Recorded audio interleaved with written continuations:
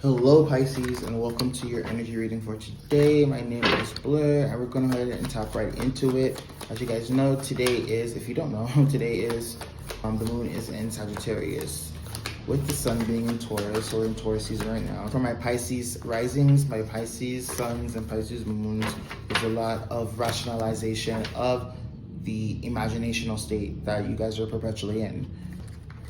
With this Saturn going into Aries too, it's just leaving your sign of Pisces. Saturn being in Pisces for the past couple years. When you're in infinity for such a long time, Saturn being in the space of intangibility, now that it's coming off of that realm and into the physicality with Aries and its initiative spark energy, you're going to start seeing a lot of boundaries being established, being built after being in the perception of infinity and the imagination. For my Pisces out here, you guys are being put in a space where you're able to lay down your creative kind of juices into tangible steps towards actualization. Empress, Mother, the totality of creation itself. You get me? So there is a sense of creative juices running, pregnant with so many ideas and different expressions that you're wanting to articulate in an art form. This Nine of Coins kind of gives me that you've been working on something in that aspect. And this creative endeavor that you Pisces are trying to do, it has to do with some monetary gain as well too, because I feel like there is like a merging of the two that you're wanting to kind of encapsulate, where you're able to be in that imaginative state but still be able to contain and sustain yourself in this plane.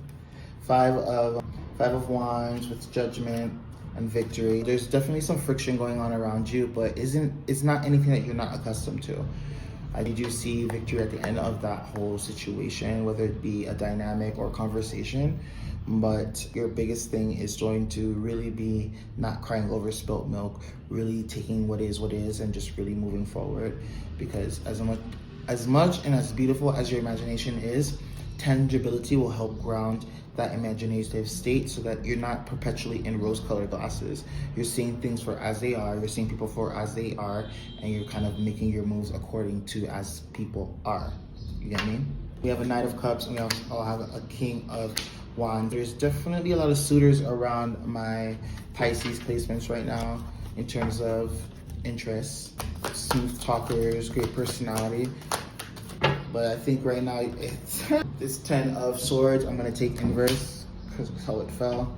Right now it's just you're really stuck in your head and you're wanting to kind of get out of that space so that you can actually tangibly perceive like whether these two energies that I'm perceiving right now are beneficial for your experience on this page. A lot of Page of Swords, and then we have Knight of Wands with Knight of Swords and the Lovers, defensiveness. You definitely understand that you have work to do when it comes to a defensive nature, and that a lot of times that just comes from precaution. You're not wanting to be in the emotional state that past relationships have put you in. But I definitely do see that there is a juggling of these energies, and you could be depleting your own self of your energy because you're trying to see what happens with these other energies that are around you, these masculine energies. Take what resonates, you guys. Masculine doesn't particularly mean gender specific.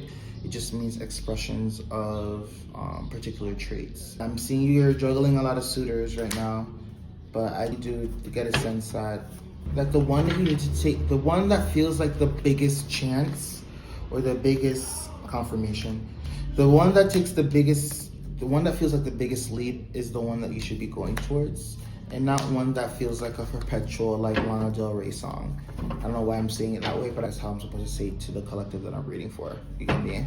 Like if something in your head already seems as if it's gonna play out like scenarios that you've already experienced, that's your intuition and not you trying to convince yourself otherwise. I definitely get a sense that the person that gives you the biggest butterfly of fear of leaping, that's the one. Yep.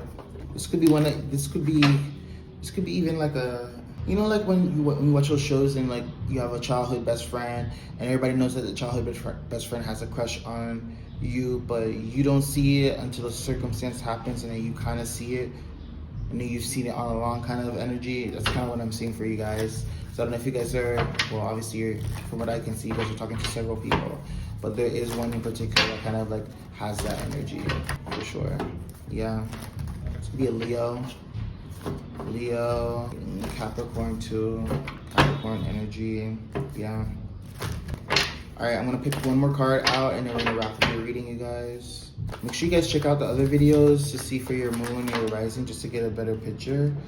But definitely for you guys, it's just allowing yourself the freedom to really go after the things that provide you emotional fulfillment, but as well as add a level of reciprocation, because you yourself are unconditionally loving, so you want someone to exhibit those same attributes so that it's a continuous flow, flux and flow. Okay, I see Pisces in the mix here too, so I definitely think Pisces, Leo, Capricorn. Yeah, I hope that added some clarity for you guys. Thank you so much for tuning in, and make sure you comment and subscribe, and take care. Peace.